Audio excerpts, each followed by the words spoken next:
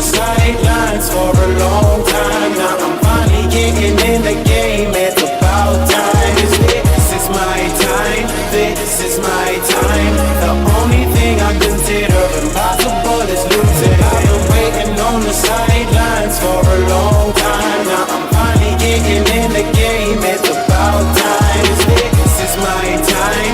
This is my time. The only thing I consider impossible is losing.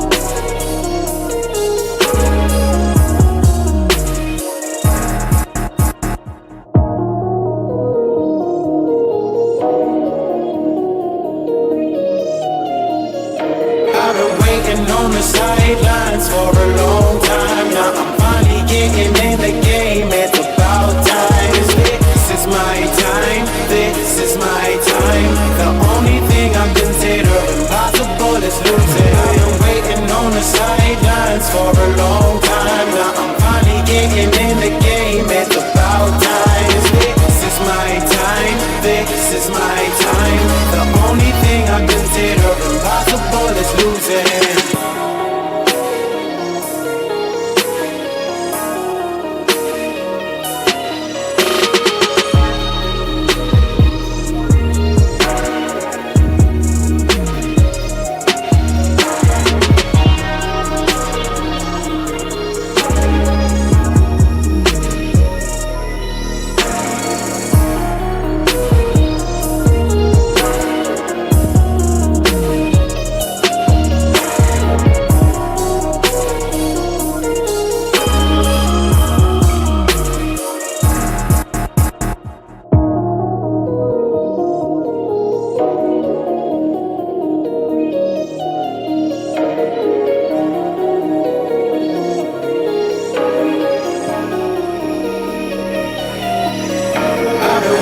On the sidelines for a long time. Now I'm finally getting in the game. It's about time. This is my time. This is my time. The only thing I consider impossible is losing. I've been waiting on the sidelines for a long time. Now I'm finally getting in the game. It's about time. This is my time. This is my time.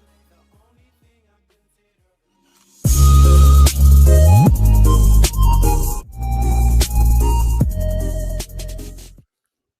What's up, ladies and gentlemen? Welcome back to TD Fans Talk, home of the real Miami Dolphin fans. Y'all hit that like button on your way in the building.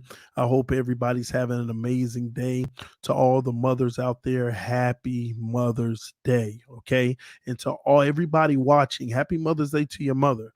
And I hope everybody had a chance to tell a mother today, happy Mother's Day, because mothers are what keeps this world going and going and going for us human beings, okay? So we appreciate all you mothers. We thank you for your tireless sacrifice. We thank you for the love that you show from generation to generation, nurturing our future. We love you. We love you. We love you over here at TD Fans Talk, all right? Happy Mother's Day. All right. Yes, I will tell the wife happy Mother's Day. She's had a good day so far. She's relaxing. I'm losing my voice a little. So I'm going to try not to yell. I'm going to try not to yell tonight. But again, y'all hit that like button in advance. Thank you for all the Mother's Day wishes to my wife, the mother of my babies. Thank y'all so much. All right. Shout out to the Mod Squad. Shout out to all the members of the channel. Shout out to the Patreon members and every subscriber to TD Fans Talk. You're greatly appreciated. I just wanted to give y'all a little update. We're at 24,949.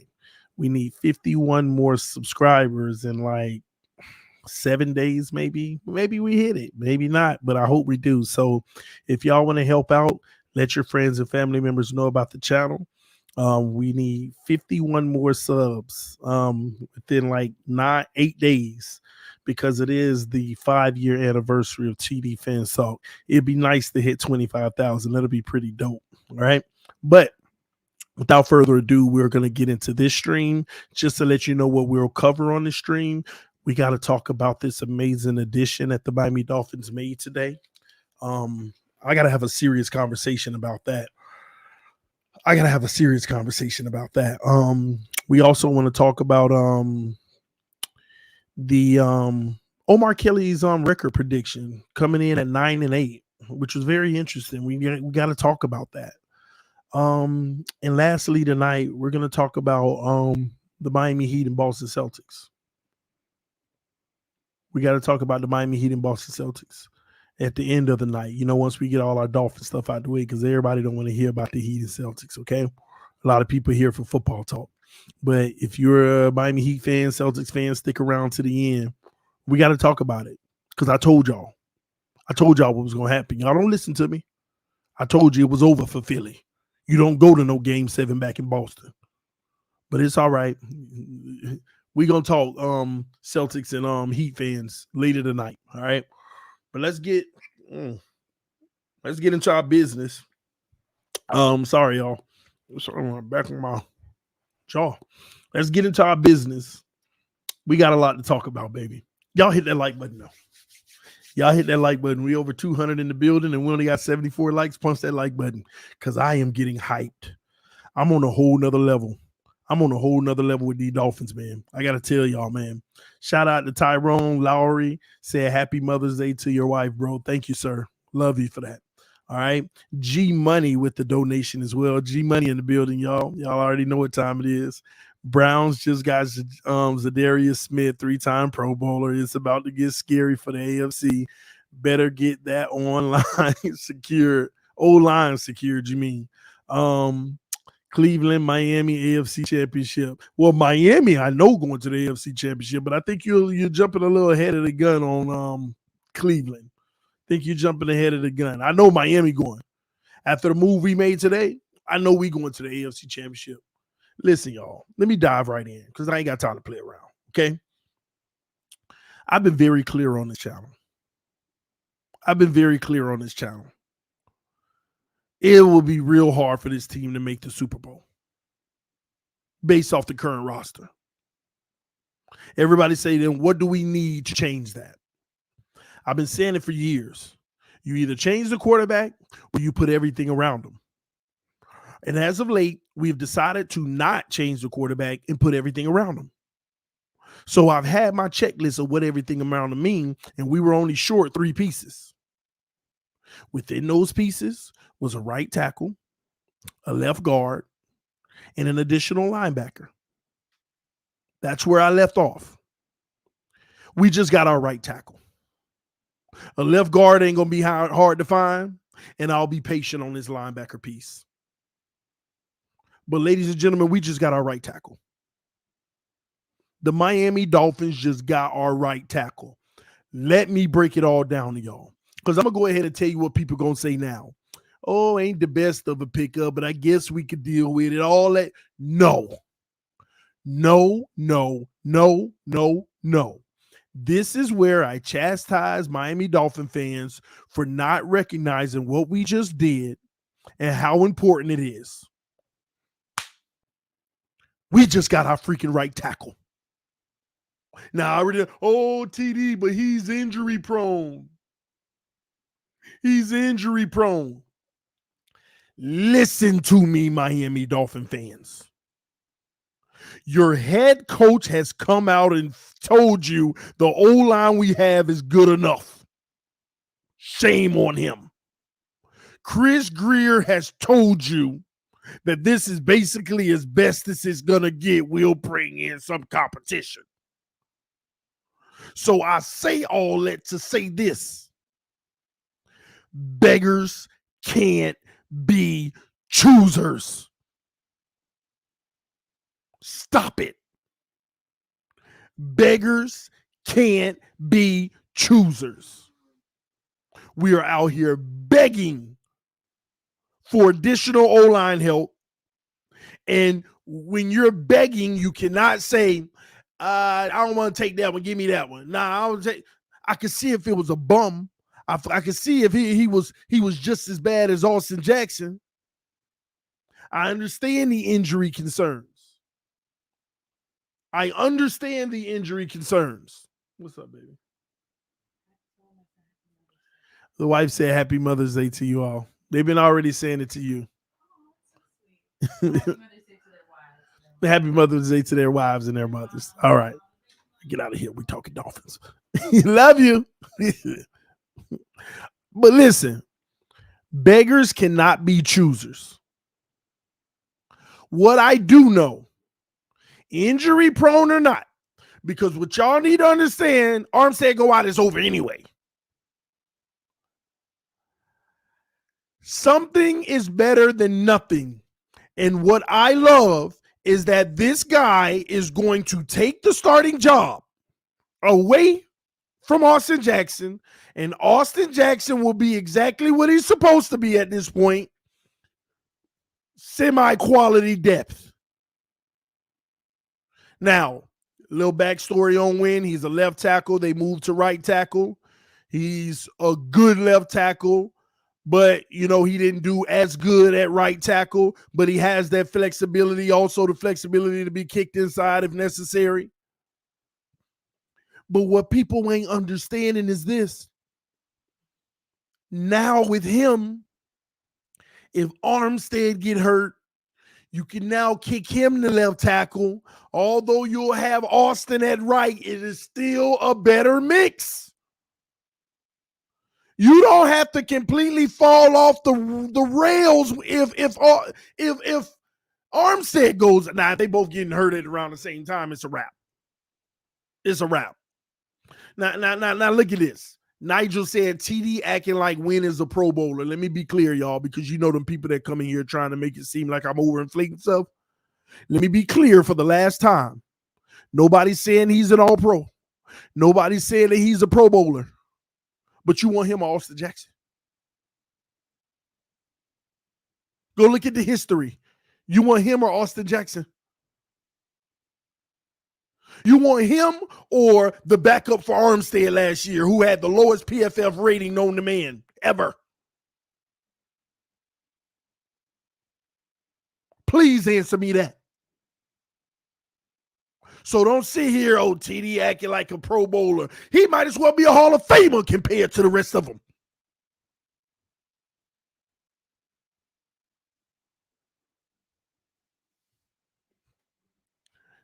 Now, if he can come in and start, we in a good place. If he comes in and he's backing up Austin Jackson, we in trouble. We in trouble. We in trouble. We are in trouble. Oh, man. We in trouble. Taiwan said, TD, I'm sorry. You are overrating this. I'm sorry to build around Tua. You're got to need an all-pro O-line. Now, listen, y'all are missing my point. I get it. I would like to have a left tackle, a left guard, a center, a right guard, and a right tackle that's all top 5 in their position. But after McDaniel and Greer has made what they've made clear to us, it's not going to happen. Now, I'm not talking about it's not going to happen like, well, but we hope so. No, it's not happening. They're not going to do it. They told you they're not going to do it. What are we talking about? Stop talking about it. Stop. They said we ain't doing it.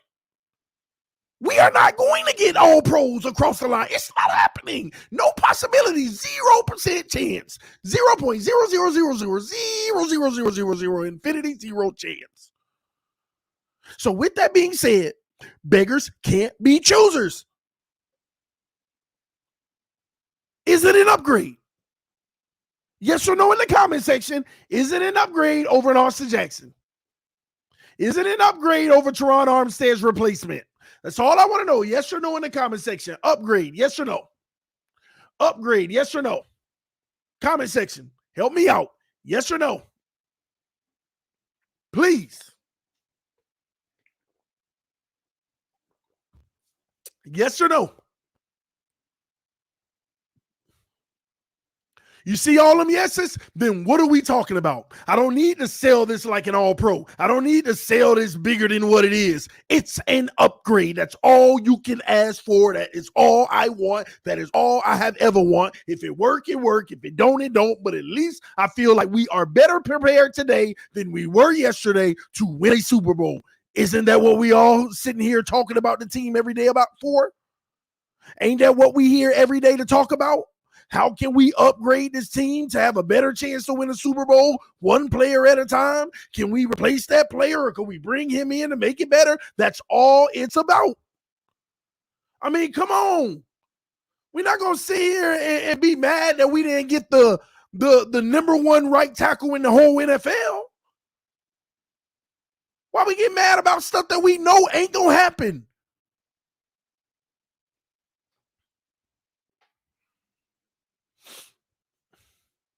I'm excited about the move because it provides a level of flexibility that we don't have now. What is that flexibility? He's better than Austin Jackson.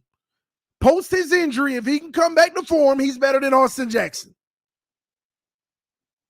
If Teron Armstead come back, he gives us flexibility to make some adjustments by kicking him to the left side and putting Austin at the right. Still better than what it is without him. These are the things you got to prepare for if you really want to win a Super Bowl, especially if you're an individual that feel like we good enough now. You should be excited about this because it gives you more depth and flexibility in what you're trying to do. I love this move. I love this move. Is there choices that I would have took over this? Absolutely. But this is an upgrade. It's better than what we had. I understand, but TD, when he was healthy, he had a 54.6 grade on PFF last year. 1 year. He has 4 years in the league, 3 years of really good play and 1 year of down play. And guess what? They moved him from left tackle to right tackle. That was the first time he was in that situation, and he didn't play as well.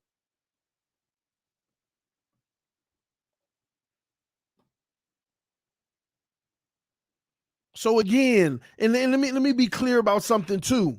Let me be clear about something. Even if he was only Teron Armstead's backup, this is a good move. Even if he was only Armstead's backup, this is a good move.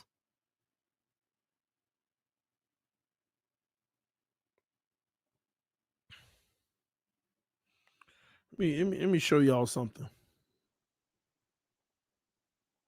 Let me show y'all something. I'm going to share a screen and show you something. Let me educate you. Let me educate y'all for those who don't know. Let me show you something. Everybody want to nitpick who he is. Understand what happened. Understand what happened. Can you see the screen? Can you see his PFF? Hold on. I'll get it up there. Can you see his PFF, people? Here's what I want you to see. I want you to see the 4 years at the bottom. His rookie year, 70.7 as a rookie. His sophomore year, 82.6 balling as an O-lineman. Junior year, 75. And last year, this is what y'all talking about. Yeah, but he was poor last year. Now, let's put it into context. You see his rookie year? Left tackle. All left tackle with the great grade. Let's go to his sophomore year. Sophomore year, all left tackle. You see over here the LT? All at left tackle. Balling. You see the third year? All left tackle. All left tackle. You see that? Now, last year, y'all want to complain. He was the whatever last year. Look what they made him play last year. Right tackle. And even left guard once. And then left tackle once. All out of position. So miss me with that 1 year. Me, I don't care nothing about that 1 year. Matter of fact, he might be a better right tackle today than he was then. Because remember, this was the first crack he had at it. Let's put some context to it out here. So even if it's worst case scenario that he's Teron Armstead's backup, are you not excited that Teron Armstead, if he plays 12 games, that this guy can play the other 5? Would you feel good about him coming in at left tackle to replace Teron Armstead? Yes or no in the comment section. Do you at least feel good about him coming in to replace Teron Armstead at left tackle for 5 games? Do you? So you could criticize right tackle all you want, which I think he's going to come in and win the job. But worst case scenario, is this not worth replacing Armstead for 5 games if you have to, or playing in the playoffs because Armstead out? I thought I was the negative Nancy around here. Y'all can't see the light in this one? Man, can't believe this. Y'all got the nerve to call me negative about everything the Dolphins do, and you can't see the beauty in this move right here?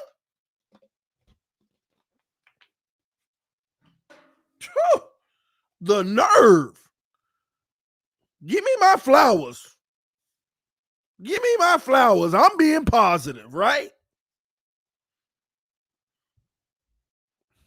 So at the end of the day, this is an amazing move. At a minimum, the Teron Armstead injury mystery is secured. Oh my gosh, I don't know how much better that made me feel. Y'all don't know how much better that made me feel. At a minimum, screw the right tackle for a second. At a minimum, the Teron Armstead 12 games situation is secured. They normally on your side, TD. I know, right? And then your boy being positive and actually making a compelling argument of why. I think I'm making a good argument of why this is great. I think I'm doing a good job showing you why this is great and ain't just trying to fluff up something. I think I'm making real good valid points and not just selling you something to make you feel good. I think I'm doing good.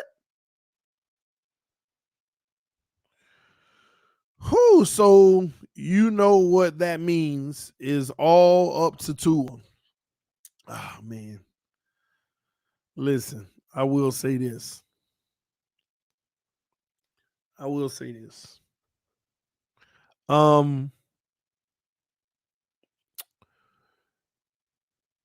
This ain't the time for certain people to get nervous. This ain't the time for people to get nervous, especially about Tua. All the Tua supporters, for some reason, I have no idea why, but the more the roster looks secure, the more insecure some people get. And I think that's because when you remove all of the this ain't right and that ain't right, it leaves zero excuse if somebody don't show up and show out. This ain't the time to worry about that. It's not. Somebody in the comment section just made an excellent point. Gosh, I didn't even consider this. And it's such an excellent point. Somebody just made an excellent point in the comment section. Salute to whoever said this, because I tried to go back and find it, but I couldn't. We might have found Teron Armstead's long-term replacement. Have you thought about that? We might have found his long-term replacement. How many more years you expected us to have Teron Armstead? 2? We might have found his long-term replacement. Gave him a 1-year prove-it deal. He come in, he play well, he ball out. They give him a nice extension and prepare for Teron Armstead to be on his way out. He older, getting injured so much. We might have found his long-term replacement because this guy can play left tackle. Now, he got to do better with his penalties and he got to do better with the consistent play because he's not flawless. But he is a solid player at the position. He is a solid player at the position. So that's why this is even more interesting. Marino's Ghost said 3 more max. I agree, but sometimes, y'all, these players' bodies can't hold up. And I'm going to tell you now with Teron Armstead, let's be honest. He was still dominant last year, but there were times, man, where he got abused on that field. And also there were times where he was playing through an injury and didn't even look great. But he was still dominant overall. And this guy was a first-round pick, by the way. He was a first-round pick. Now, I will tell you, I am waiting on the contract details. How much y'all think we paying him?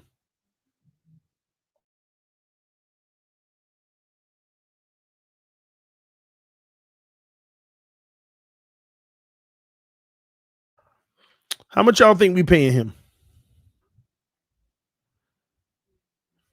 per year? I'm asking this for a reason because I'm so interested to see this contract.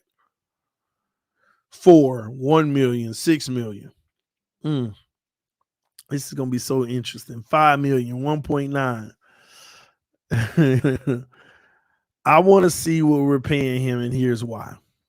Dolphin fans. So back in March, he already knew he was going to be released by the Patriots, right? He tweeted out.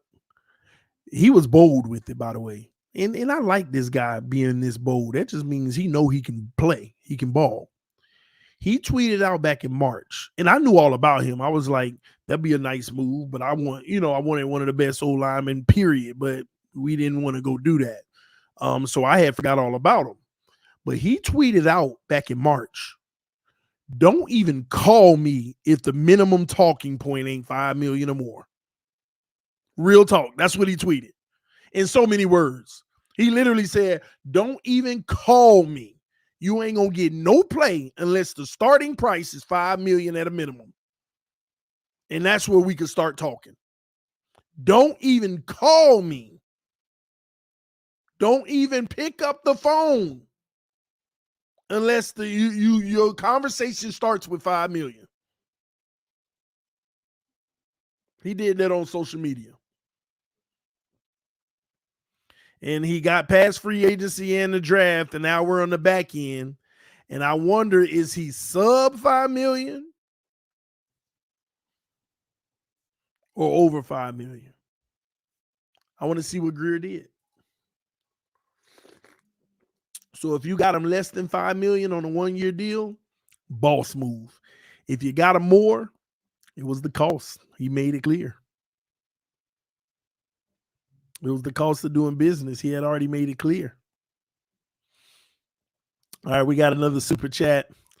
Any update on Dalvin Cook? Question mark. What up with Arizona? Love your content. Appreciate your lights of Essena at West Wing. What up with Arizona? Well, first, I don't know nothing about Arizona. So I'm sorry I can't give you more on that. But any update on Dalvin Cook? No update other than the fact that he is expected to be released on June 1st. And it's going to be the highest bidder. So all these people out here, he's coming to Miami because he wants to come to Miami. Let me help y'all understand something, okay? First of all, when a player says, I want to go somewhere, so I want to come to Miami, which I believe he actually did say he wanted to be in Miami. He's from here and everything, right? But what happens is they make it known where they want to go, because if they're traded for, now they got you by the, they got you stuck. Now, when you're talking about the contract, I want this amount. Well, I can't give you that amount. Well, you traded for me. You got to give me what's on the contract, or I want my new deal to be this. You done already gave up the draft pick. You see what I mean? So when you trade for somebody, they got you, because it's embarrassing to trade for somebody and then don't even give them an extension. Then why did you waste the draft pick? So that's why they come out and they say things like, I want to go here, I want to go there. Because if you go there and they do it, you got them. Now they got to give you the money you want. Just like Ramsey. Ramsey wanted to be in Miami. But if Miami came and got him, bam, the trade done. This is what I want. Yeah, but, we feel that this is fair. This is what I want. but we feel this is fair. This is what I want. You notice when you get traded, your deal is a little bit bigger. When you get traded, your deal is a little bit bigger because you got the team now. They done gave up an asset, and it's embarrassing to give up an asset and you couldn't even get the deal done. So now there was no trade for Dalvin Cook. He'll be a free agent. So now his highest bidder. If Miami say, I want to give you 7 a year, and somebody like, man, we trying to give you 12 a year. You think it's, I want to be in Miami. I just want to be in Miami. Now, possibly, I don't know what's in Dalvin Cook's mind, but let's just be real. Typically, if you're a free agent, it's highest bidder. It's highest bidder at that point. So I don't know. We'll see. We shall see how bad he wants to come to Miami and if it's going to be for the right price.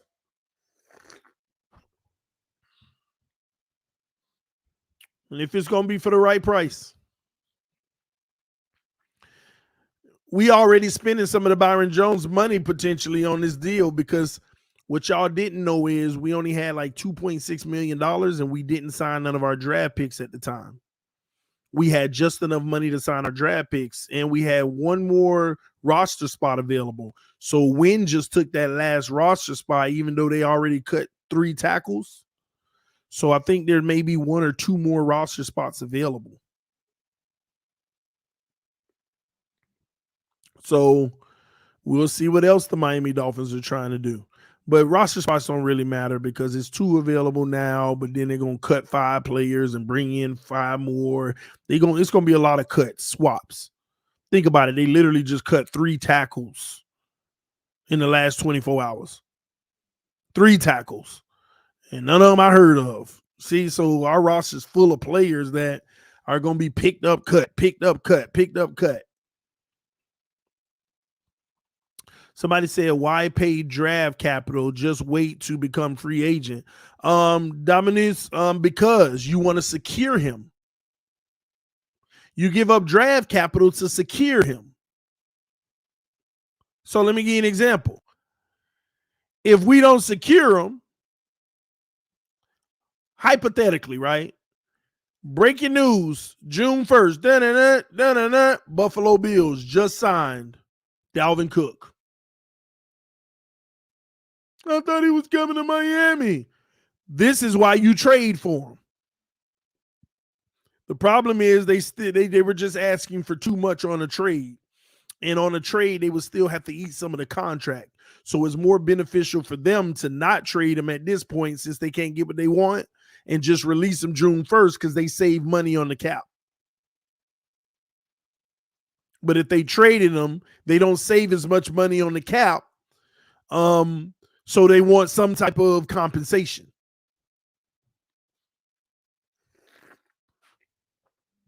So that's why you trade for the player. So another team don't come in and offer him money that he can't refuse.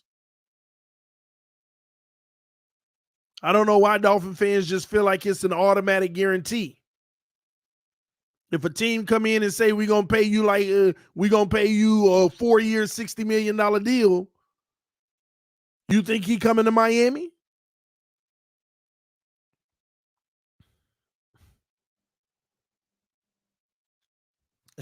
Somebody said, just saw your live stream, TD. The Fins paid for Patrick Mahomes. Man, you funny. Why would we want Patrick Mahomes when we already got a better quarterback? Come on, bro. We already got the 2023 MVP. 2B. Patrick Mahomes. We already got a guy better than Patrick Mahomes. So why are you being disrespectful? Don't ever disrespect QB1. Mike White is way better than Mahomes. Oh, I'm just playing, y'all. I'm playing. Oh, my gosh. Just messing around. Just a little joke. Don't get mad at me. We know Tua's QB1, and he's going to be QB1, and he got to lead us to the Super Bowl. He got to lead us to the Super Bowl. As we get rid of all of these holes on the roster, he got to lead us to the Super Bowl, people. Take all the hate out your heart to those who don't like Tua. Can we win a Super Bowl with this roster, including Tua, right? Can we win a Super Bowl? Yes or no in the comment section. Answer that, because I want to transition into Omar Kelly's record prediction. Any bias and all that biasness and hate and all that, get it out your heart. Just tell me, do you think this roster just fair? And it can stand, so it can still be no, but can we win a Super Bowl with this roster and Tua?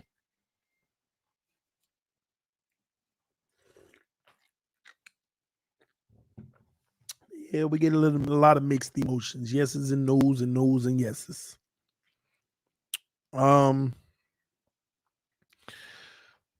We can. The probability may not be great, but we can. If Fangio can get this defense to play in top 7, you know what? If Fangio can get this defense playing top 10, and the offense stays in the top 10, and Jason Sanders is top notch, what we used to see from him, we can. We can if we're consistent. We can be surprised.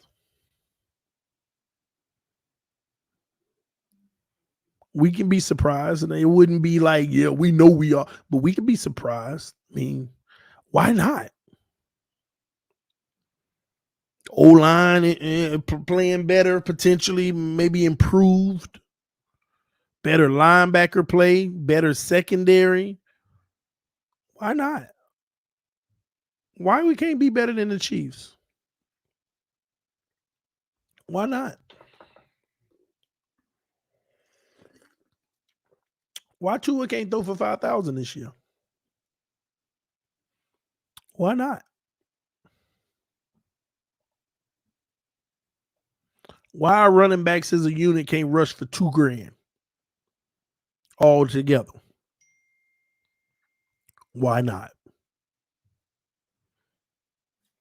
AB said you need to still sign Fleming and Shell, both of them. Well, you can't sign both of them. You can bring in one more old lineman, but you can't sign both of them. So what we gonna do? So watch this. You got Wynn today. You got Armstead. You got Connor. You got Hunt. You got Jackson, who you're not gonna release, right? He gonna make the team, right? You're not gonna release Eichenberg that soon, right? That's 6 right there. And you think they're going to take the last 2 linemen and just get rid of all the other guys that's competing? Possible, but I don't think so. Maybe one of them. Real question is, can Tua break the 30 touchdown in a season? He can. Tua can. I see Tua getting, like, if he played the whole season, right? That's the assumption. I can see Tua getting 30-plus touchdowns. Yeah, I can see that. An average of 2 a game, that's 34. Yeah, I can see that for sure. I understand the concern of if he can, and for those who don't realize, the concern is this. The problem with Tua sometimes is on a deep ball, many times it's underthrown, and we'll run it in for the touchdown. Like, we'll throw the ball, it'll get to like the 7-yard line, and we'll run the ball twice and get in the end zone. Like, Tua should have had maybe 6 more touchdowns last year alone, just if his ball placement was better. So the only thing that could hold his touchdown numbers down may be his ball placement, not leading the receivers. That's always been an issue. And I know some people overlook it because it's still a completion, but it still leaves meat on the bone. That's one of the issues that Tua has. But to say, can he do it? What did he have 25 last year? 25? He had 25 last year. Y'all tell me if I'm wrong or right. I don't remember, and I don't feel like just typing it in real quick because y'all can just tell me. Because I know somebody know right off the top of their head right now. Yeah, 25, right? So he missed 5 games. 3, 4, 5. Yeah. So he missed 5 games. Was it 5 games or 4.5? Because you got to give him the Bengals. He played pretty much almost at halftime. So after the Bengals, it was the Jets he missed. Vikings he missed. Jets, Vikings. We know the last 2 of the season. What other ball? What other game did he miss? Y'all help me out. Tyreek has to have more than 7 TDs this year, for sure. Well, we know the Pats Jets at the end of the season, but then you got Minnesota and you have Jets early in the season. There's one more game or half a game, because if you say Cincinnati, then he only missed 4.5 games. I think he only missed 4.5, huh? Okay, Bengals, so it's 4.5. So he was 5 touchdowns short with 4.5 games. But here's the scary part. You can't expect 6 touchdown games like the Baltimore Ravens. Because if I'm estimating into next year, I'm not going to expect no 6 touchdown game. So even if I'm being generous and saying I give him 3 in that Baltimore game for like future purposes is what I'm doing right here. That takes away 3. That means 8 in 4.5 games. I think he can come right up to 30. I think he can get right there by 30 touchdowns. And I'll probably have a 3 plus minus on that. So Tua is the type of guy that's going to throw 27 to 33 touchdowns if he's healthy for the full season. Now, if he get that deep ball accuracy together, and what that's going to take for him is throwing it sooner, because he's given all he got on pretty much everyone he throws just about. He's just going to have to anticipate it and throw it sooner, which means he's not going to really be able to read the defense, whether they're in good position or not. He just got to know he go in there and put it up. Because real talk, out of about 15 deep balls this year, he probably hit about 4 of them in stride. And I ain't picking on him or nothing like that, but he probably hit about 4 of them in stride. But he can get between 27 and 33. And I'm going to tell you now, that's all he needs. If we're running the ball well and we're getting rushing touchdowns too, that's all we need. We don't need more than that.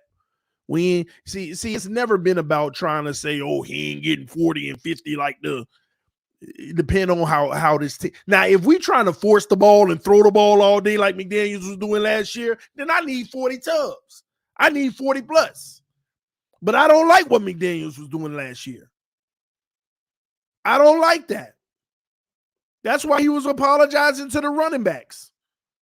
Because he's trying to showcase the pass game in Tua more than the effectiveness of the offense. I'm telling y'all now, we would have been better off as a team if Tyreek, instead of 1,800 and some yards, had 1,550, and Waddle, instead of 1,400, had 12, and the running game as a whole had another 500 yards. We would have been better off as a team. Might have had 2 more victories if that was played the right way. We would have been better off as a team. And a matter of fact, all of their numbers probably would have been up past those projections anyway, because we would have probably moved the ball even more. This trying to make Tua this 5,000 yard, 50 touchdown guy is actually detrimental to the team. I rather a nice Tua can be see, this is the thing. Tua actually, in my opinion, could be, and he showed me this last year. He ain't never gonna be no Mahomes. He ain't gonna never be no Lamar. He ain't gonna never be none of these dynamic guys in the league. But he can be a good, solid quarterback if he just plays his role and McDaniel calls a nice, balanced game. It reminds you of what Russell Wilson did his first few years. If they could put Tua in the position of what Russell was in his first 2 years, which requires a run game, and only when called upon you deliver that strike or whatever it may be, a system quarterback. And again, all quarterbacks are system quarterbacks, but some quarterbacks are dynamic system quarterbacks. And Tua just needs to be a system quarterback and do his job and do it well. And if we have the right balance, we can be the San Francisco 49ers type of dominance and hopefully get over the hump, though, and win one. But trying to make him more than what he is hurts the rest of the team and at the end of the day makes him look bad. I do you one better. Tua didn't have to look that bad versus San Francisco. Mike McDaniel could have protected him. Tua didn't have to look that bad versus the Chargers. Mike McDaniel could have protected him. If you notice at the end of the third quarter of that Chargers game, Mike McDaniel started running the ball, and we were running the heck out of the ball with very good. Every time we got handed it off, it was like 5 to 9 yards. But he still got in his way and kept trying to go back to the pass. That's why we started to come back in the Chargers game. Also with the fumble that Tyreek got out of the puddle and went for the touchdown. But that's all we need. But the problem, and this is where even as Dolphin fans, we got to stop fighting about this and just be honest. Tua could be good enough if they just stop trying to make him this elite version of a quarterback. He's not. I know that make me sound like, oh, well, we going to prove you wrong. The problem, y'all hurting him trying to prove it. He could be more efficient. He could be more balanced and look better as a quarterback if you stop trying to prove that. And people will accept what he is instead of trying to force him to be more than he is and always leaving, well, y'all say he's supposed to be this, and he keep falling short.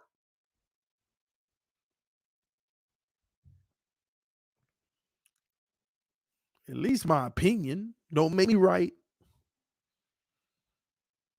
Doesn't make me right, but that's my opinion. The fact that it's a question for him to have a Herbert rookie year production with better weapons makes me question if he's really QB going forward. Well, again, Ibrahima John, I understand your comment, but again, that's under the premise that we're trying to make him have the talents that Herbert and these other guys have. That's where we need to just stop. It's not an insult to say that he doesn't, but recognize he doesn't and talk about him being the best version of himself, not trying to be Mahomes.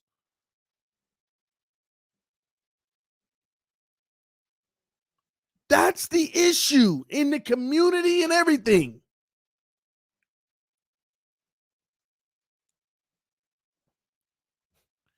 To tell the truth, we arguing about nothing. He is what he is, and let's put him in a position to be the best version of himself. But stop trying to make him Mahomes. Stop trying to say that he's Aaron Rodgers at his prime. Stop trying to say he has the ability to be Lamar Jackson. Stop. Tua Tagovailoa is Tua Tagovailoa, and you can make him good enough, but stop trying to make him other people. Stop trying to make him a guy you can gloat about. Make him a guy that you are fine with. I believe Tua can be a guy that we're all okay with. He's our quarterback. The real argument is that people are trying to say he has this ability to where he could be the best. And when he comes short of that, it might be enough, but still there's an argument now. He ain't what y'all making it seem. We just got to stop. We got to stop.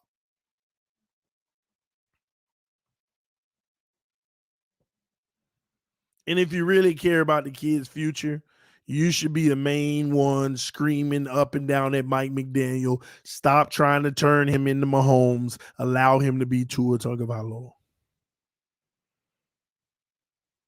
And you want proof that McDaniels was forcing it? First of all, admitting already by apologizing to your running backs. That's an admission in itself. And second off, I'll never forget, I forgot what game it was. We had already secured the game. The game is won. Run the ball, run the ball and it's over. And we out there play action. We out there still throwing it. We even had a point of the clock where 3 knees and it's over, and we still out there trying to throw the ball with Tua Tagovailoa until he almost got picked off, and we're like, all right, let's just dial it in. I forgot which game it was. It was early in the season, in the middle or something like that.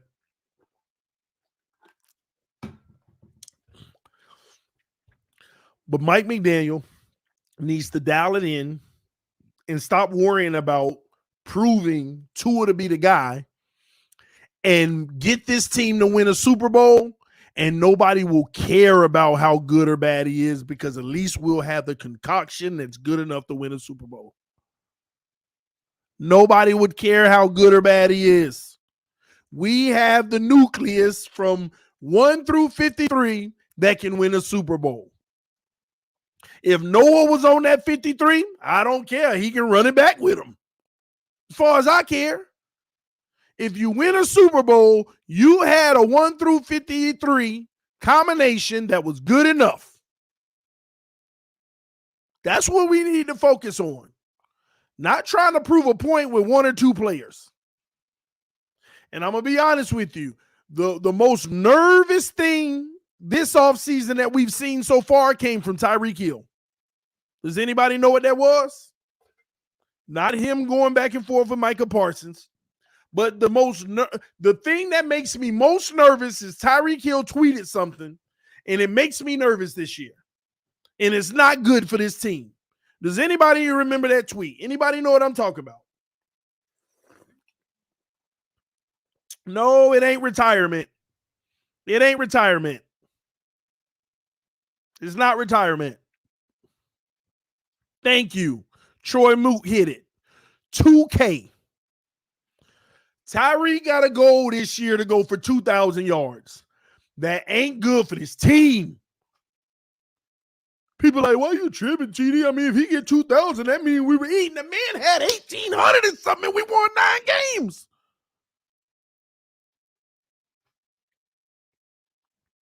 $2,000 yards for Tyreek. Dang, how much Waddle got? He got to at least pull in 1,500 then. And I'm going to tell you now, if 2 guys running 3,500, I don't know how many rushing yards you got.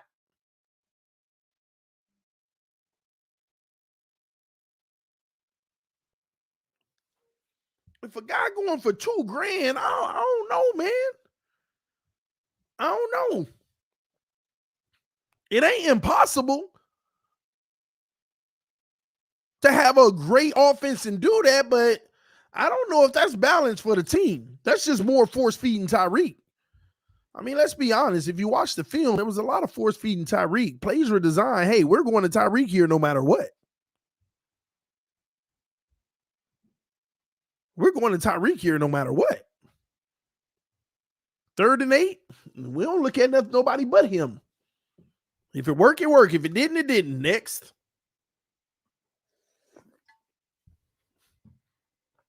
So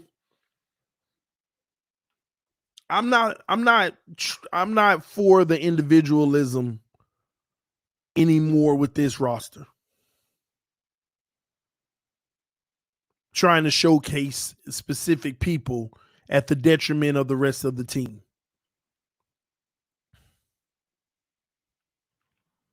And that's why Mahomes and those guys, they put it perfectly. This is why they didn't lose a beat, because they don't force feed one guy. People think they force feed Travis Kelce. They don't. It's in the flow of the offense and his ability to improvise when the play break down as well. He looks for his guy. But everything else in that offense is in the flow of the offense. That's why Mahomes came out and spoke against what Tyreek said in his interview. He said, this offense isn't about one guy. I'm not trying to get it to one guy. I'm going off of what the defense gives us. And to be honest, Mahomes had to learn that. You cannot be force feeding these players, not against the best teams in the league, because they know that's what you're going to do, and that's what their game plan is against. That's all the Chargers did. Y'all know that. That is all the Chargers did.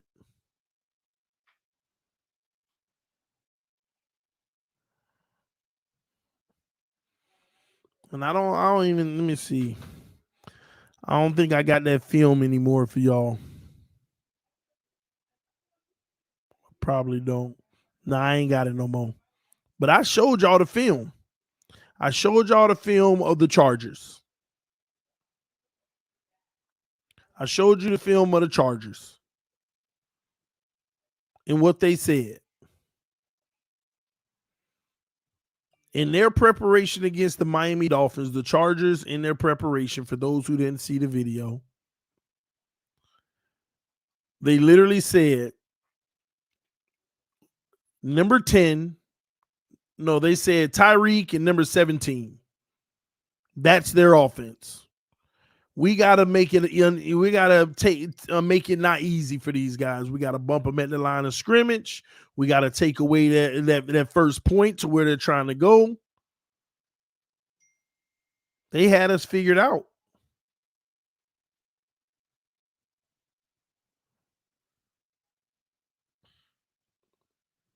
And if we had balance on this offense, games like the Chargers last time won't happen. That was just bad. And let me tell you something. People need to stop looking at the end score. The end score was 23-17 or something like that, I think. They were like, yeah, all of that, and we still only lost by 6 points. Don't forget, Tyreek picked up a lucky fumble and ran it in when nobody else was looking. They were like, huh? That was 7 of the points right there.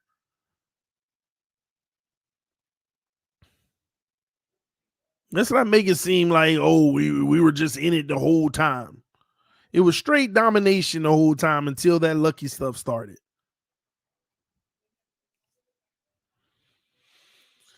That's cute. Tell them do it again. Well, you know what? Let me ask you this, because somebody said that's cute. Tell them do it again, right? All right, that's fine. If they do it again, what are we gonna do? If they do it again, where are we prepared to stop it?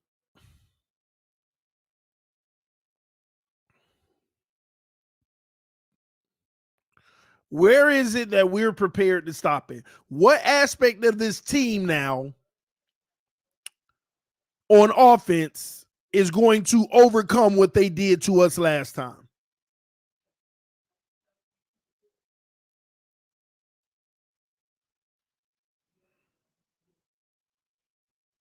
Say, well, TD, everybody had bad games. I understand, but this wasn't a bad game. This was just being outmatched and out game planned.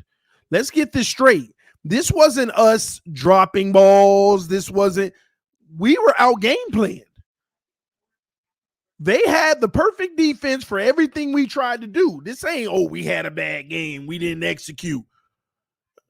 Everybody was executing. It ain't nothing you could have done. Now, there was some misexecution by our quarterback at times, but it's neither here nor there.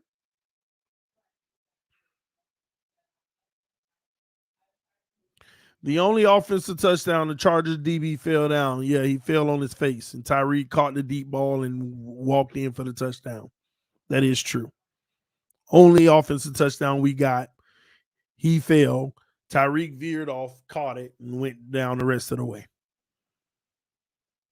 No, we got another offensive touchdown. Remember the fumble? Remember, I think that's this game where the fumble was in the scrum. Tyreek came out with it and ran for the touchdown. Nobody knew what was going on.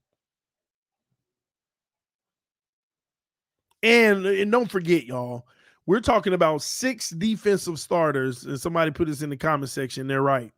6 defensive starters were out for the Chargers.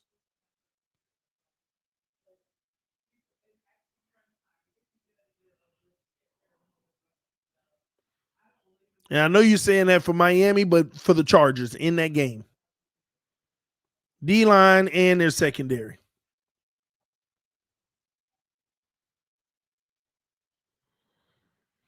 Defense scored. Who defense? Ours?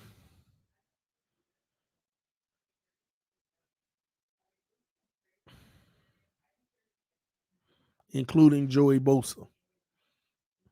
Bosa was out in that game? I don't remember. Was Bosa out in that game too?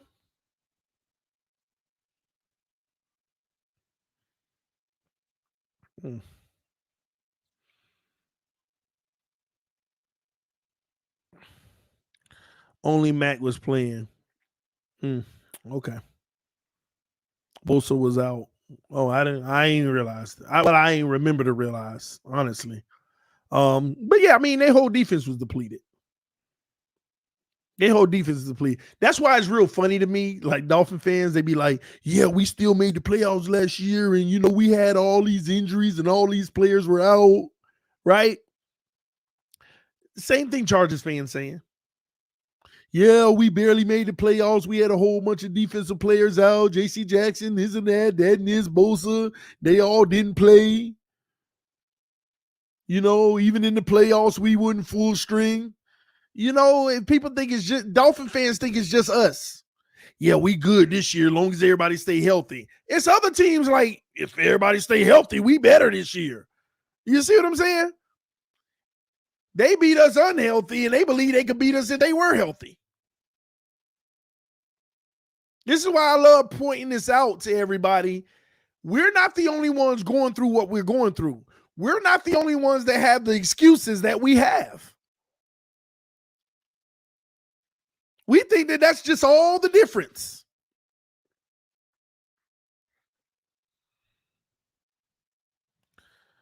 Fins went from 8-3 to 9-8 with Tua playing most of those games. Yeah, but listen, I don't like that narrative either from Dolphin fans, because let me tell you why.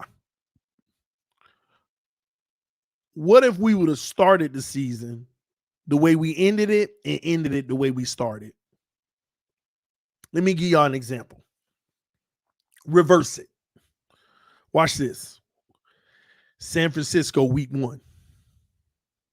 Same performance. Chargers week 2. Same performance. Buffalo, the second Buffalo, week 3. Better, but same performance.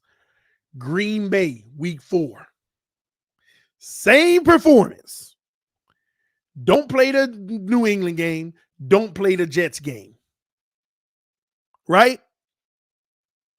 Now imagine this. Week 7 comes. New England, W. Week 8 comes. Baltimore, 6 touchdowns, W. Comeback of the ages, right? Week 9 comes. Buffalo, W. Ooh. Week 10 comes. Lions, 11. Bears, 12. Browns, right? Just hypothetically say it happens that way. Just reverse it all. I still know we got Pittsburgh and the Bengals where it was hurt and stuff like that. But say you ended off with Bengals, you got hurt. And we made the playoffs. And at the end, it was Tua. And we made the playoffs. 9-8, whatever. Do you know how different the narrative would be? Do y'all know how different the narrative would be? Yeah, it was a rough start, but he started balling. He started taking over. He took the team to the playoffs. He led us to the playoffs, and oh my gosh, if the Bengals game in the last week of the season didn't happen, we might have won the Super Bowl. Ladies and gentlemen, sometimes it's just the order in which it happens. This is why you have to put things together holistically. Do you realize we won 3 games, lost 3 games, won 5 games, lost 5 games, won 1, lost 1? We matched every streak we had this year. 3 wins, 3 losses, 5 wins, 5 losses, 1 win, loss, 1 win. 1 win, 1 loss, something like that. Yeah, 18 games because of the playoff game. 1 win, 1 loss. We matched every one of them.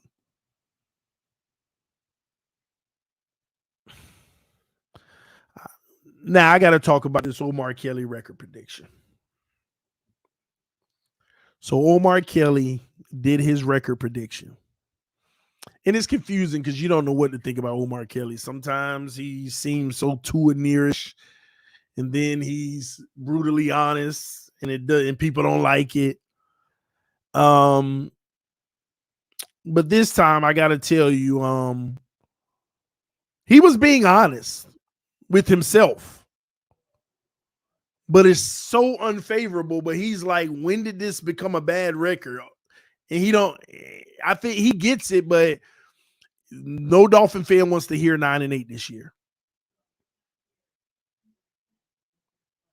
No Dolphin fan wants to hear 9-8 this year, y'all. And his record prediction was 9-8. He went through the schedule, and his record prediction was 9-8. I want to pull it up real quick and show you. And I understand exactly why his record prediction was what it was. Okay. I'm gonna pull it up for y'all. Give me a second.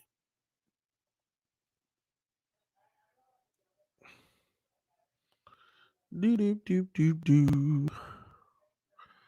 All right, here we go.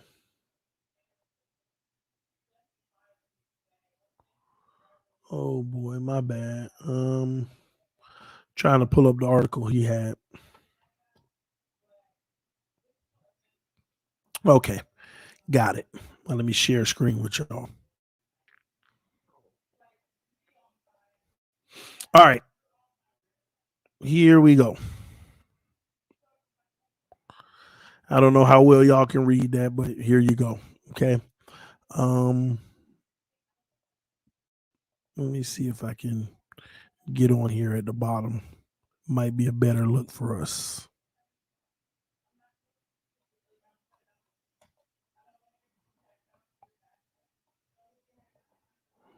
Let me do this instead. All right, here we go. Okay, so here we go. Week 1, he has us beating the Chargers. All right. Now I'm gonna go through his, and then I'm gonna go through mine. Maybe it's time for me to get my record prediction. First of all, he got us beating the Chargers on the road. Okay. He says that Tua will take the edge in this one, benefiting from a healthy offensive line and Miami's strong West Coast fan base. Okay. Then he says New England Patriots, we will lose. The Patriots finally ruined Tua's perfect record against Belichick after benefiting from a little Foxborough home cooking the refs usually provide, whatever. He got us losing to the Patriots in week 2. Then in week 3, he got us beating the Denver Broncos.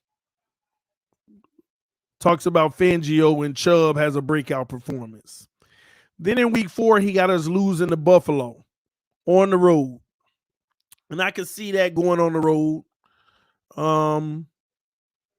Miami secondary isn't at full strength because of some nagging injuries, and Josh Allen is dropping dimes. So he already expect our secondary to have some injuries. Week 5, we beat New York Giants. Week 6, we beat the Panthers and we're 4-2, and then we lose to the Eagles. Okay.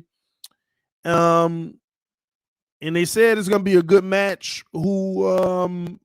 Offensive line, basically our O-line will get bullied by the Eagles' defensive line.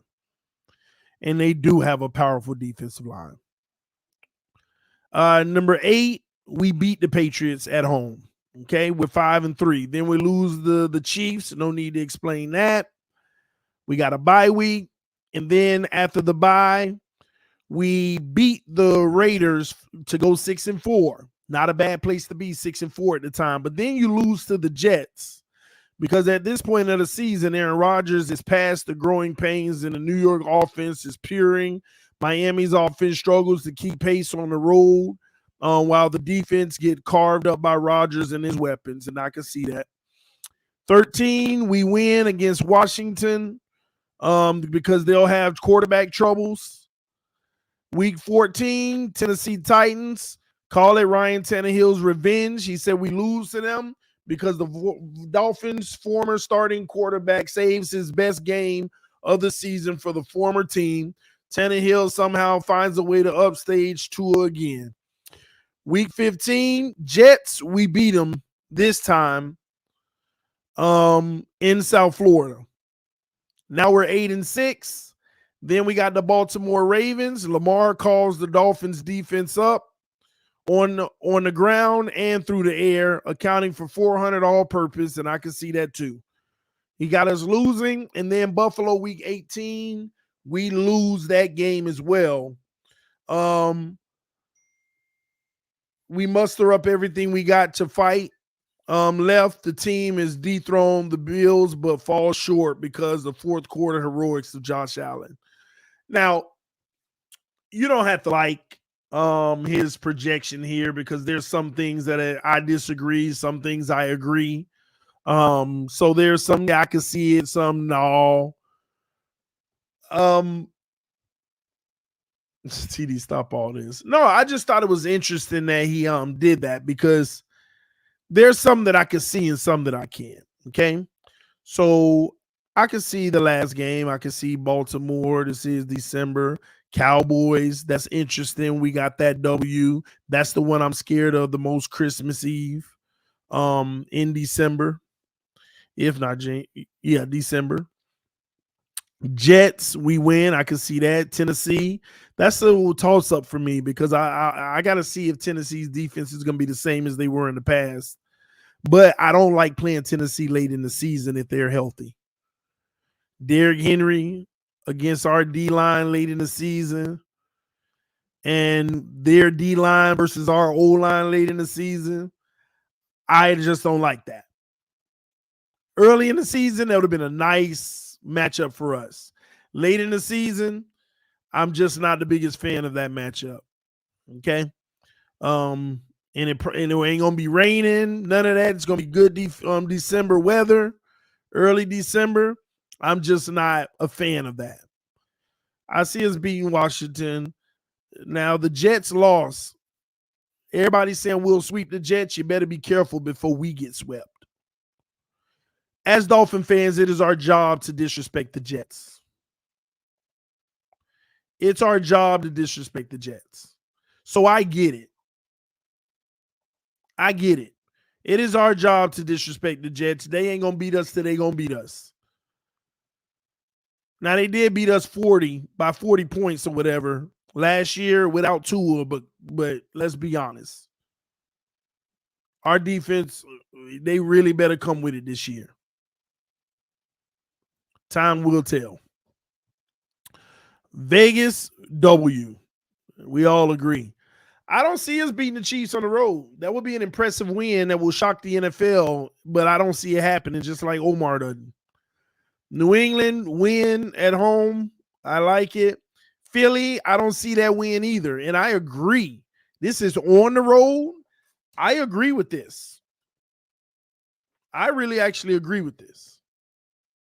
Carolina, W, easy. Giants, W. But will be a game where could lose, but if we lose, that's where you start panicking.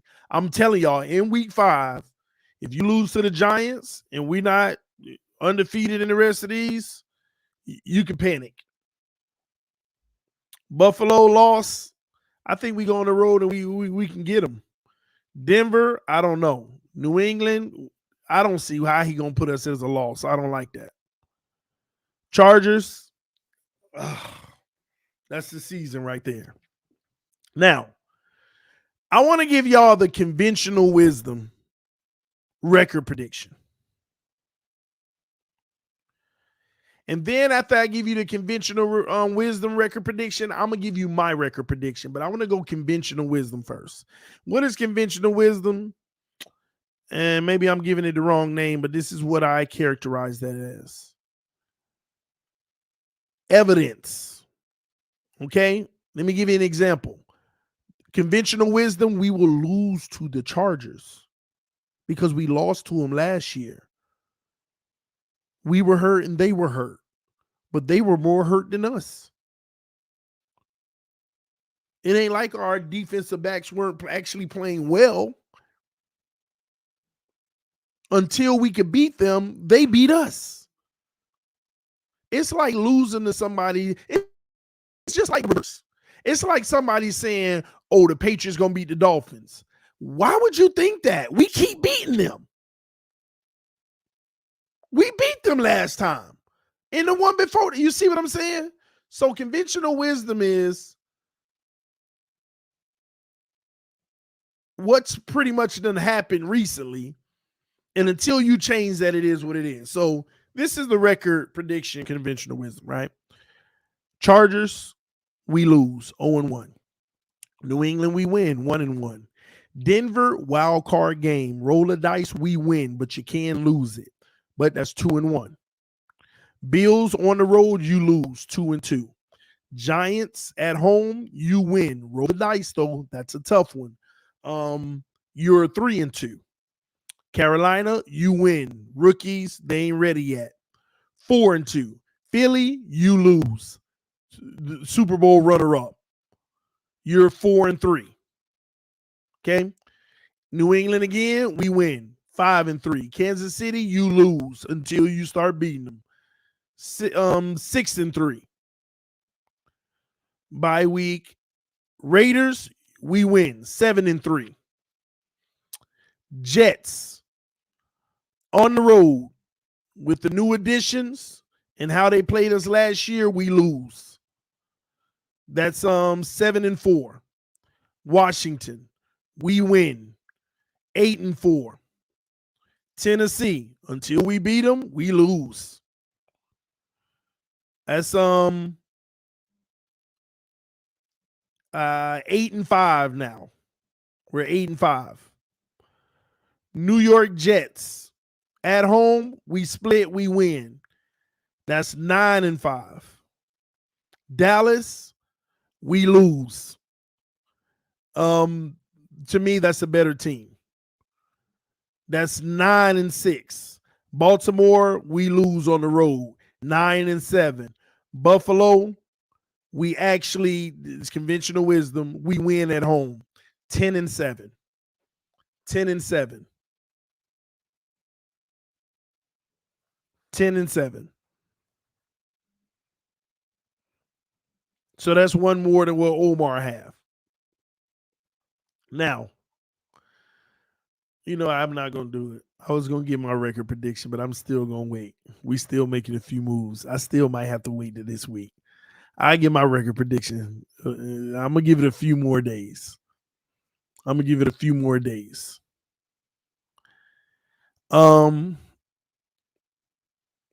Conventional wisdom will tell you that we'll split with New England. We almost always split with Miami.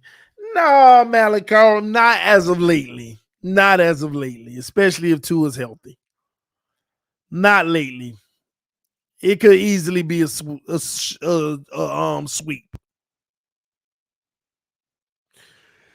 Yeah, that could easily be a sweep. Okay? Just saying. Y'all do me a favor. Please hit the like button. We got 450 people watching. That's that's a lot of people on a Sunday night. Pretty dope. Appreciate y'all hanging out with me. What we need to understand, ladies and gentlemen, is that our schedule is tough. It's tough. See, the toughest thing, let me give y'all the let me give you the 5 games that make our schedule tough, because either team can win and it ain't a guarantee, and you definitely don't want to lose more than you win.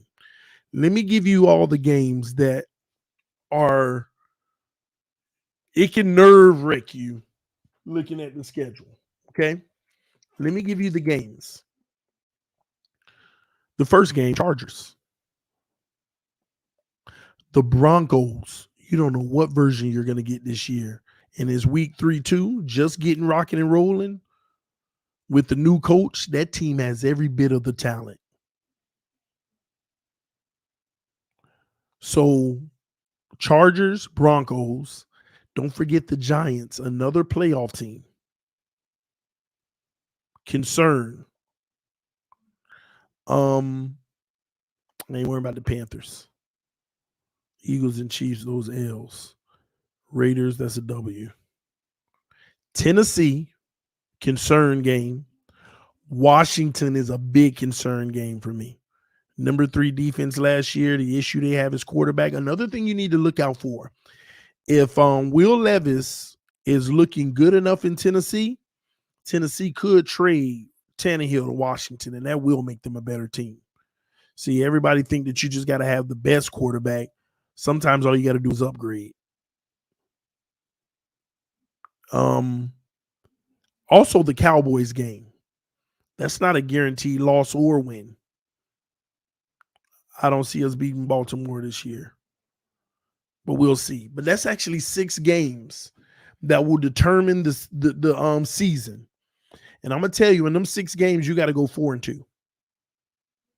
You have to go 4-2. Let me give you the 6 again: Cowboys, Washington, Titans, Giants, Broncos, and Chargers. You have to go 4-2. Because if you go 4-2, we're going to add 2 Patriots wins. That's 6. We're going to add 1 Buffalo win. That's 7. We're going to add 1 Jets win. That's 8. We're going to add the Raiders win. That's 9. Hold on. Any more guarantees? We got the Raiders. We're going to add the Carolina Panthers. That's 10. There you have it. 10-7 if you go 4-2 in those other ones. Because, I mean, I don't see us beating Baltimore, the Chiefs, or the Eagles this year. And if you win one of those games, beautiful. But don't substitute it by going 3-3 in those other 6.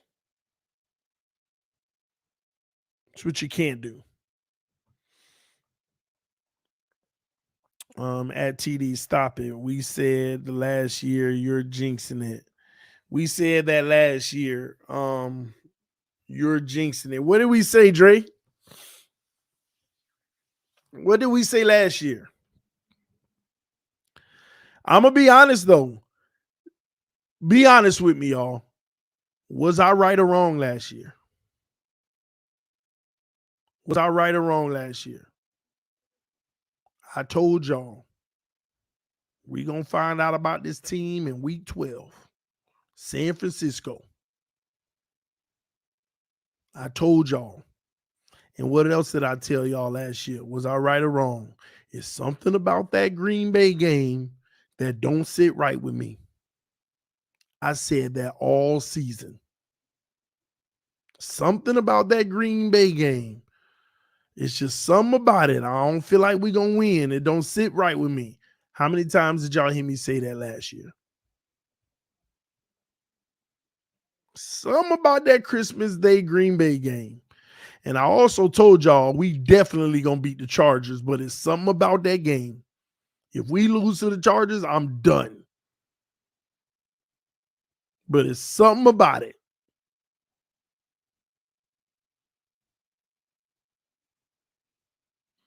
You said 17-0. I say 17-0 every year. And about 2 months from now, you'll see me saying 17-0 again. Every year is 17-0 until we lose one. Then it's 16-1. I go into every game feeling like we're going to win. I may know deep down inside, man, I don't think we're going to beat them, but we got this. Come on, y'all. Show us something beautiful. Every game. Every game.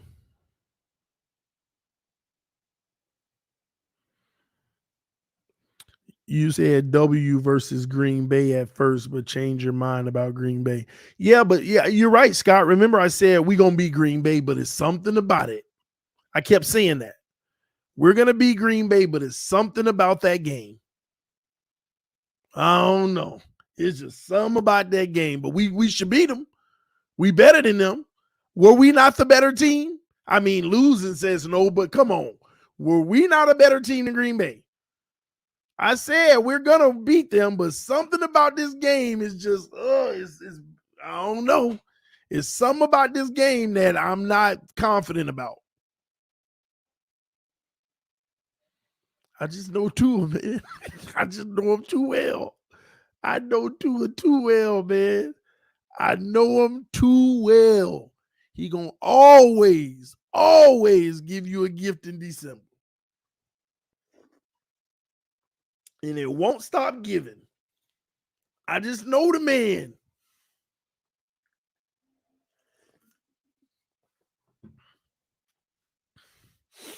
I know him better than a lot of y'all, man. At home, we lost that Christmas game last year to Green Bay. It's crazy. There's no way we should have lost that game.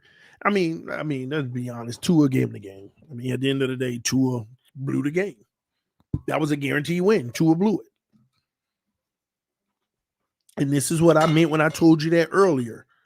You can't expect Tua to win you a game, but he can lose you a game. So just stop trying to make him Patrick Mahomes and just calm him down in the system. That was a game where you didn't need to be doing all that throwing. We were running the ball fine. And you go out there, McDaniel, and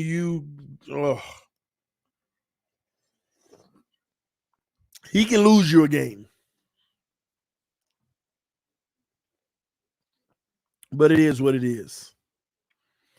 All right, y'all, man. We done had all these people up in here talking Dolphin football. If you don't like talking basketball, you can exit now. It ain't gonna be long, it'll be like 5 minutes. But I gotta talk to these Heat and Celtics fans for a second because I'm gonna get out of here soon. Salute to True Fin Fan 78 says, so Tua didn't win one for us in Baltimore? No. Tua won, Tyreek won, Waddle won. Them guys getting wide open won the game. They all won the game. Tua ain't do it by himself. Now, if he threw 6 touchdowns and didn't have them 2 picks, it would have been all him. Don't forget, he was the reason we had to come back to begin with. I don't know why we always forget that. He was the reason we had to overcome the deficit to begin with. 2 interceptions early.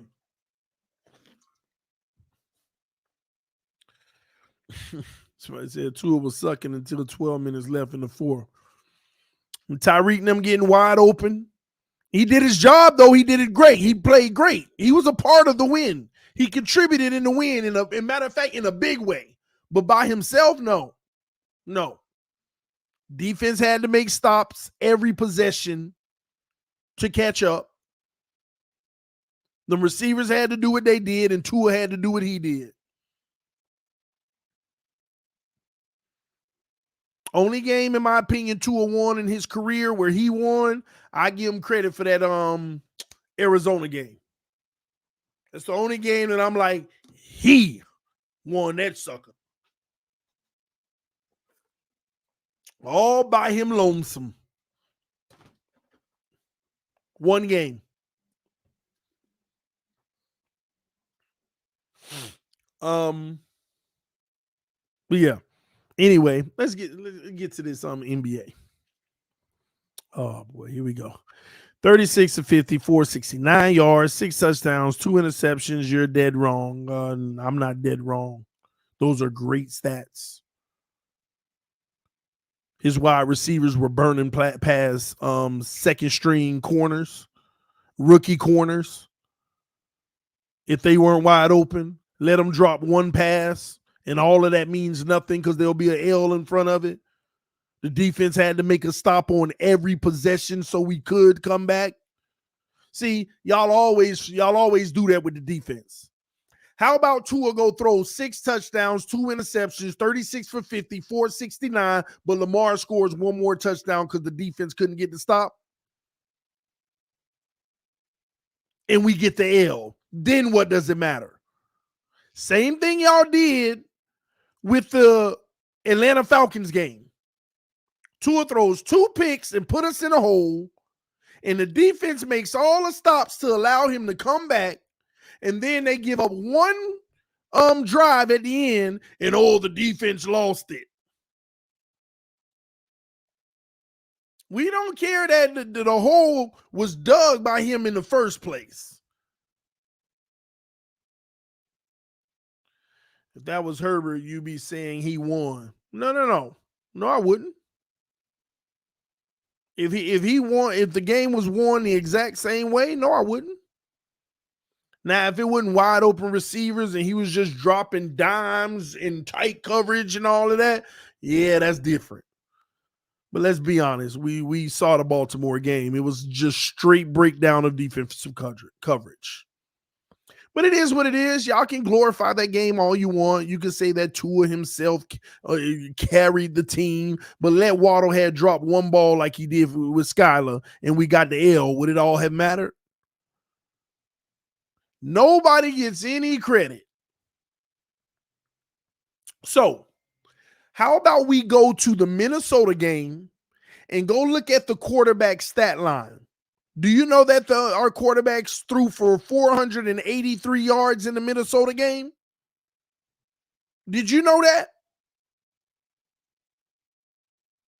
With no Tua, did you know that combined they threw for 483 yards? Put it in the comment section. Did you even know that? Because you probably didn't, because you don't care because it wasn't Tua. But did you know that our quarterbacks combined threw for 483 yards in Minnesota?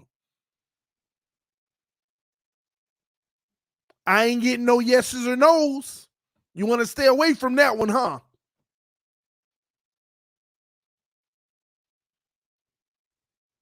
In one game, the quarterback production without Tua was 483. Killing them. If we would have won the game, would we have said Teddy and Skyler won it? No. We would have said the team won it. But guess why we lost?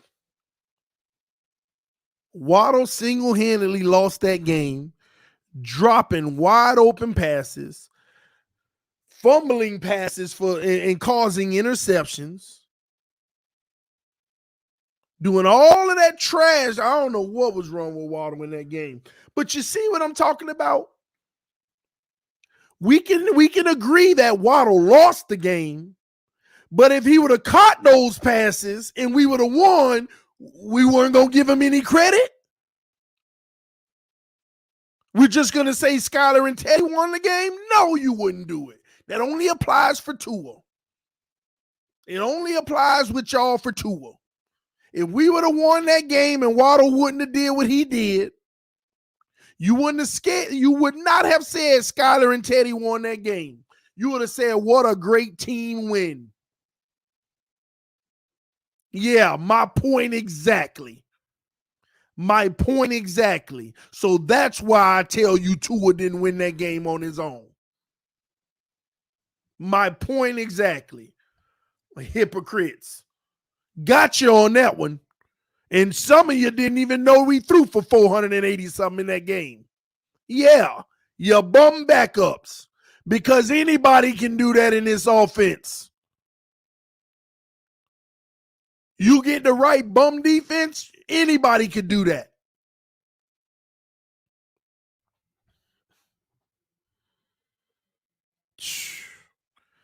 Just like playoff drops. Again, Skyler versus Bills. Exactly.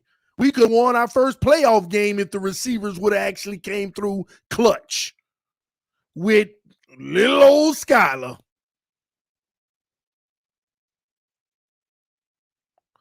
No game is won by one person.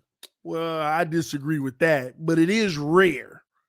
But I get your point, though. It rarely is won by one person, but a game can be lost by one person. A game could be lost by one person. Green Bay, Tua, Minnesota, Waddle.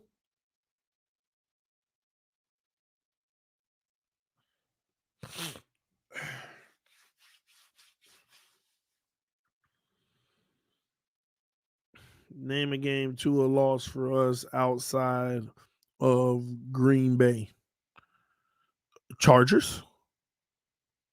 We done already went over the film. He lost the Chargers game.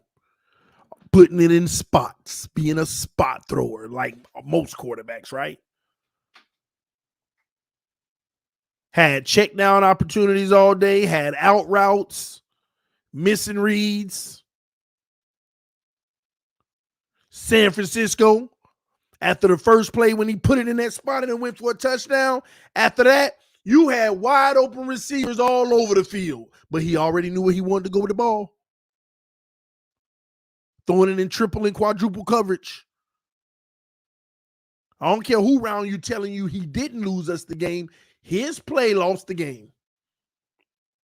Trash play. Here's the most, it ain't even debatable because nobody debate me with this. They just disagree. You can disagree all you want. You need to go watch the film. Tua was a major reason why we lost that second Buffalo game where the stats looked like he bounced back and had a better game. We should have won that game. And you know what lost it for us? Ball placement. And it's the perfect game you need to go watch film on to dispel all of these false narratives that try to paint him as one thing when he's not. It's the perfect game. The narrative in the media, oh, he bounced back because the yards were there and the completion percentage was there. But the ball placement was horrible in that game. And what do I mean about ball placement? Us as Dolphin fans always giving him the excuse. As long as it was complete, it's all good. It could have been a touchdown, but since he put the ball placement was bad, it was still caught. Y'all don't realize how many times you look at a play on film and say that should have been a touchdown. But since the receiver had to stop, jump up, catch the ball, get tackled, it was still 20 yards. Why are you complaining? Because that was a touchdown. That was a touchdown. Do y'all not understand this? Well, yeah, I mean, the ball was complete. It was the first down. Why are you complaining? Because we end up punting or we settle for a field goal, and that was a touchdown. Y'all don't get it. If your receiver got to stop and wait on the ball and gets tackled, imagine if it was in stride. He's off to the races. And when you lose by 3 points versus Buffalo, and these guys are, man, y'all better go watch some film. Y'all keep listening to these people trying to sell you bad goods just because the yards are there and the completion percentage was there. Go watch the film. Matter of fact, we'll go over the Buffalo game and sometime this week, we'll pull the Buffalo game back up so I can help y'all see it. For some reason, y'all just continuously miss it. Ball placement is everything. Nobody's going to be perfect. Nobody's going to be perfect. All quarterbacks missing ball placement sometimes. But the level of misfiring and ball placement in that game, I'm sorry. Matter of fact, another thing that y'all miss out on with Tua on film, he'll have a wide open guy 20 yards down the field and be looking at him and take the 7-yard check down, and all y'all think is it's a completion. Come on, let's keep going. You're missing it. You're missing the big picture. We leave too much on the field sometimes. And if he get better in that, he could actually be one of the best quarterbacks in the NFL on a consistent basis, if he can be better in that area. But it's okay. Keep on looking at, yeah, but he had 280 yards and 3 touchdowns, and the completion percentage was 70. Keep looking at that. And you keep on wondering why we keep coming up short, just like that Buffalo game, only losing by that little small amount. And want to say it's because of the defense. Newsflash, when you play teams like Kansas City and Buffalo in the playoffs and stuff, I don't care how great your defense is, you better put up more than 30 points if you're going to have a chance. It don't matter how great your defense is. Oh, we got Fangio now. When you get in the playoffs, you better put up 30 plus or it don't matter.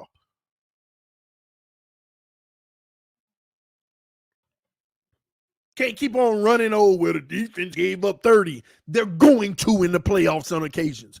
Can you outscore the other team? That's what it's about, man.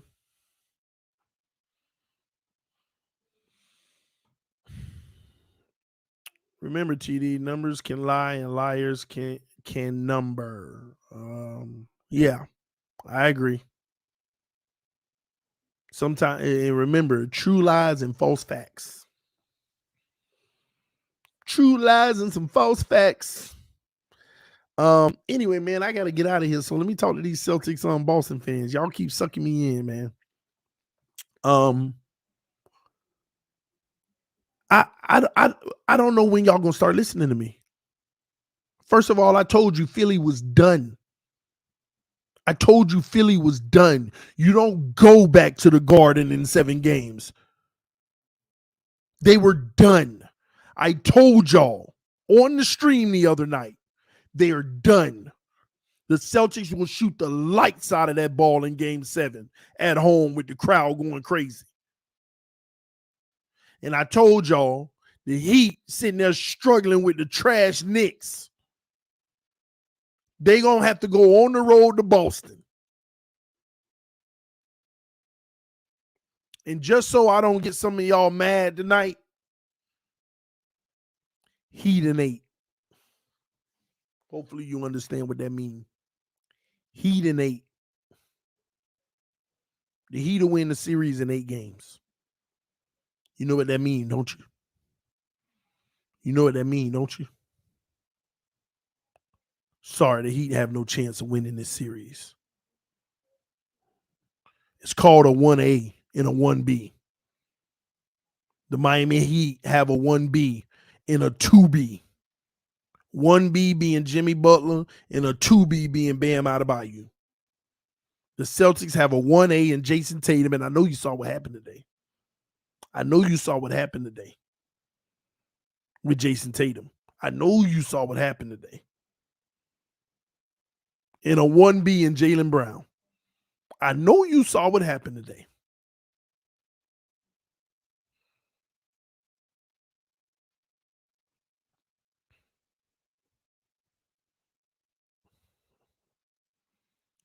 But I will tell you this. The bubble wasn't remember the bubble? It wasn't fake.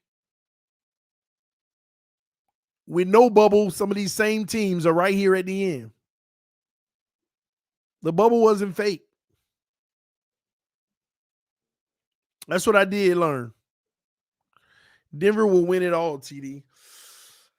I don't know, because the NBA won't let LeBron get this far and not go to the finals.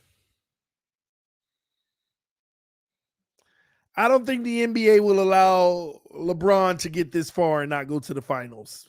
Lakers, Celtics, historic matchup again. I could see it.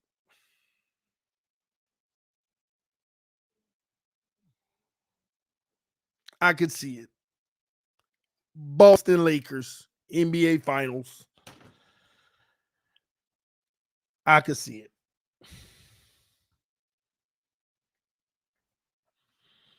This will be an interesting one. It'll be an interesting conference finals, though, for both Boston Heat and Nuggets Lakers. It'll be very interesting. It'll be very interesting.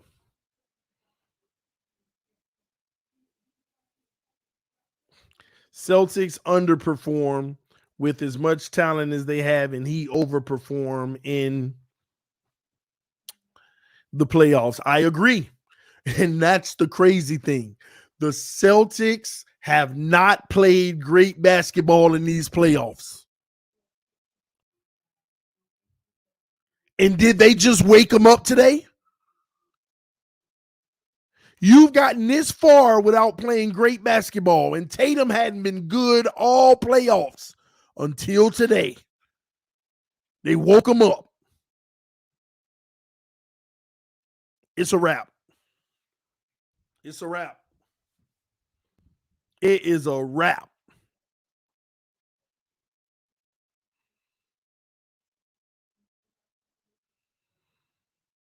It's a wrap, man. The Heat will get them another star next year. Maybe they could trade for John Morant if we can keep him out of trouble. Maybe they could trade and go get John Morant or something. I don't know. I think it is going 7. It might go 5. 6 if you're lucky. It might go 5, though. I'm going to be honest with you. I can see Boston taking both at home, coming to Miami, stealing one,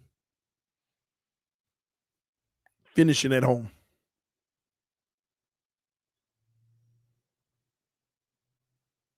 John Morant in Florida? No way. No, I'm making a joke because Morant, oh my gosh. Morant just don't get it. Okay, TD, remember that. I'll remember because guess what? The Heat ain't played nobody that played defense like Boston. The Heat ain't played nobody that got enough weapons like Boston.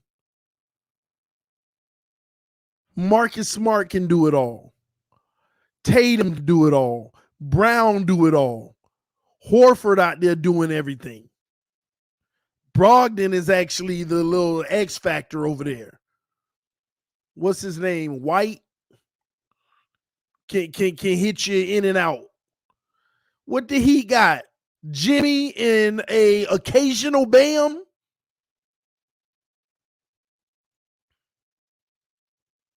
I'm just keeping it a buck with y'all. Yeah, you beat the Bucks with an injured Giannis Antetokounmpo.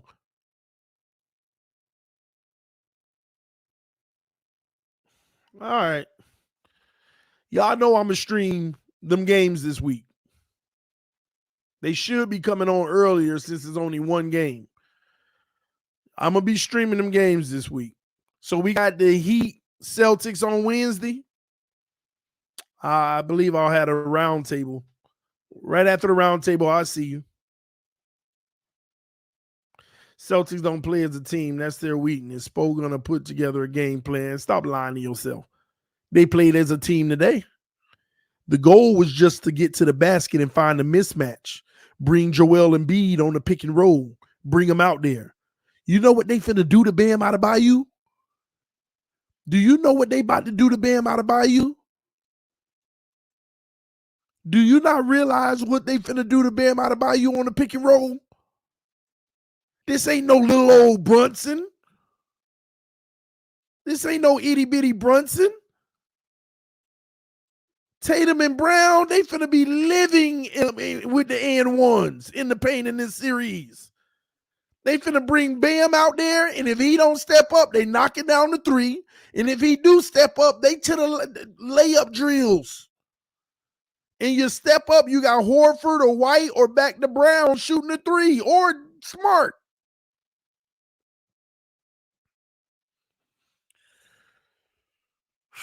This is a bad matchup for the Miami Heat. Bad matchup for the Miami Heat.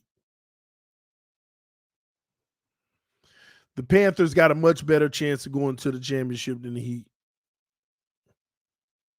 Time will tell. Bam on Tatum is a bad matchup for Tatum. You call it what you want, if that's what you want to believe. They just woke Tatum up today. The man been sleeping for a month. The man been asleep for 30 days. And today he done came out of hibernation. How much he had? What, 51? What he put up? 51? He had 40 in the third quarter, something like that. He lucky the game wasn't close because he barely did anything, just kept deferring in the last 8 minutes. Smart can't handle Jimmy, bro. You ain't trying to handle Jimmy. You're just trying to make it rough for him. Make him work.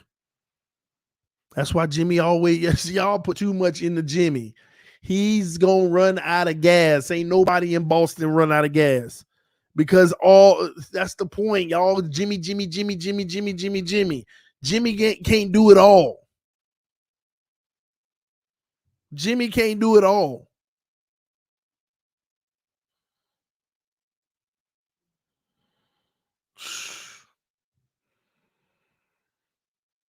Y'all beat an injured Embiid. Don't say y'all. I'm just telling y'all the Celtics. It's gonna be hard for the Heat. It's gonna be real hard for the Miami Heat. Tatum had one good game exactly. Woke him up. You woke him up. Bam about to kill Horford. Bam gonna kill Horford, but you ain't just see what Horford did to Embiid all series. The MVP. Bam is gonna kill Horford, but you don't see what Horford did to the MVP all series. Y'all gotta stop this mess. Stop. And why I'm gonna listen to y'all? What y'all told me last time? Oh, Celtics losing to the 76ers. You wrong, TD. It'll be 76ers Heat. That's what y'all said. And I told y'all, well, if that's going to happen, they better win game 6. Because they don't win game 6, it's over. You ain't going back to Boston getting no doggone W. Now lost your mind.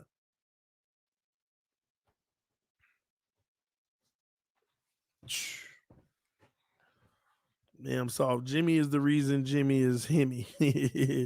Hey, man, it's going to be a good series, though. Y'all just don't be getting missing.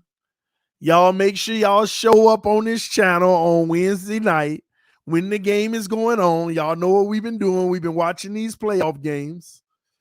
I may stream the Tuesday night one too with the Lakers and Nuggets. And then we'll Wednesday night. You just make sure you show up.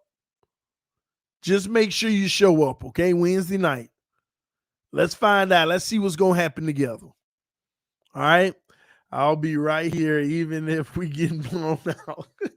I mean, listen, it'll be a good series. You never know what'll happen if the Heat drop, if they making their buckets, that's all that matters. If they shooting the lights out, because the Heat can live and die by the 3. So if they living, they living. So we'll see. But the Heat are going to have to play tenacious defense. But I know one thing. What's his name? Vincent. All that aggressive D he was putting on Brunson full court. You better not play with Smart that way. You're going to foul out in the first quarter. Smart ain't having none of that. You're going to foul out in the first quarter. Because the thing I know about the Boston players, though, those guys, you know what? They're not even the highest basketball IQ players, but all of their IQs are high enough to where they can play well together. But the person you got to worry about most, I believe, like as a little sleeper, is that Brogdon guy off the bench. He can shoot the 3. He attacks the basket. He's aggressive. He's an energy guy. He's a little pest. And he was a pest for Philly. And he can put points up, low-key points too.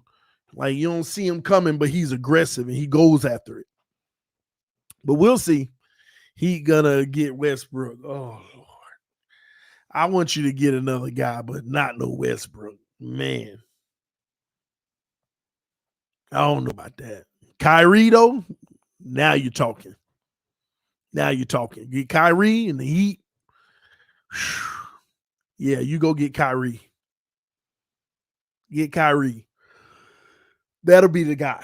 Anyway, man, I've been live long enough, man. Let me get up on out of here. I love y'all so much. I appreciate y'all. Thank y'all for tuning in. We had 500 people rocking with us tonight, man. Just amazing. Again, happy Mother's Day to all the mothers and your mothers, ladies and gentlemen. We just wish everybody well, and let's have us a great week. Let's have us a really good, positive week. Don't let the devil steal your joy. Just remember, the devil doesn't take any days off. So knowing that already, just, realize that it's inevitable. People will go through things. You will go through things. There will be adversity, okay? Even the Bible says there will be trouble. Then not if there will be trouble. Just know that you can get through those troubled times, and those times are also preparing you for that blessing down the road. So just remember that if you know that you'll be blessed down the road, you'll handle it different. So just operate in that type of faith. All right. Love y'all. Appreciate y'all. Y'all stay blessed. I'm so grateful every time I get the opportunity to go live and chat with you guys. I love y'all. Again, share the video. We got some more subscribers tonight. So we're 45 short now. So we had like 7 people join the channel tonight. So we're about 45 subscribers short of our goal that we're trying to hit in like 7 days for the 5-year anniversary of the channel. Next Sunday night, I'll be doing a show around this time, the 5-year anniversary show. Just, reflecting back, man, it's been a nice journey. It's been a really nice journey, man. And I'm happy. So 45 more to go, 45 more subscribers to go. Hopefully we can hit that this week. Y'all help us hit it. Let your friends and family members know about the channel. Just thank y'all, man. It's your boy TD. Love y'all so much. I am out. Y'all stay blessed. All right. Y'all always in my prayers. Peace.